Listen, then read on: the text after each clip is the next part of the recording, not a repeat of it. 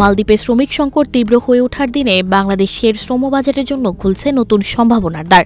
চলতি সংকট মোকাবেলায় এর আগে বাংলাদেশ থেকে অদক্ষ শ্রমিক নিয়োগের ক্ষেত্রে যে সীমাবদ্ধতা আরোপ করা হয়েছিল তা বাতিল করার পরিকল্পনা করেছে মালদ্বীপ সরকার। কিন্তু প্রশ্ন হলো, নতুন করে সৃষ্টি হওয়া এই বাজার আদৌ কি ধরে রাখতে পারবে বাংলাদেশ? তবে বাংলাদেশ থেকে 1 লাখের বেশি শ্রমিক নেয়ার বিষয়ে কিছু শর্তও দিয়েছে এই দ্বীপরাষ্ট্র। চলমান তীব্র শ্রমিক সংকট সমাধানে মত দিয়েছেন স্বরাষ্ট্রমন্ত্রী আলী ইহসান। শ্রমিকের চাহিদা পূরণ করতে অন্যান্য দেশের সাহায্য আবশ্যক বলে জানান তিনি।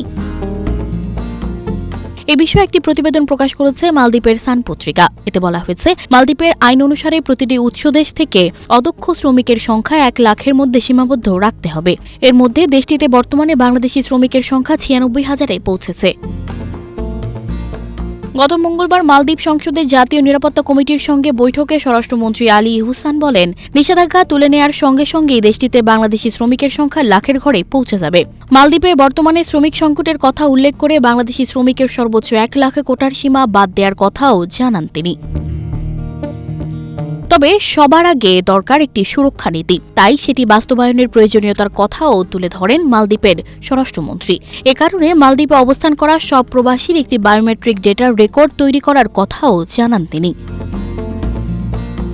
মালদ্বীপে কাজের প্রসঙ্গে স্বরাষ্ট্রমন্ত্রী আরও বলেন, প্রবাসীদের অফিসিয়াল ওয়ার্ক পারমিট ছাড়াও তারা যে দ্বীপে কাজ করে সেখান থেকে একটি আলাদা অনুমতিপত্র নিতে হবে। অবৈধ অভিবাসন রোধ করতেই এমন উদ্যোগ নিচ্ছেন তারা।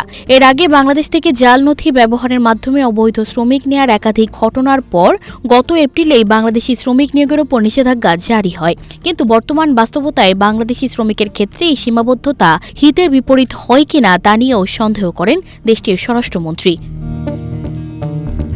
মালদ্বীপের অবৈধ অভিবাসন ঠেকাতে কুরাঙ্গি নামে একটি বিশেষ অভিযান শুরু করেছে দেশটির স্বরাষ্ট্র মন্ত্রণালয়। এই অভিযানের মাধ্যমে দেশটিতে ইতোমধ্যে 1,500-এর বেশি অভিবাসীর বায়োমেট্রিক তথ্য সংগ্রহ করা হয়েছে। সানজিদা রহমান, প্রবাস খবর।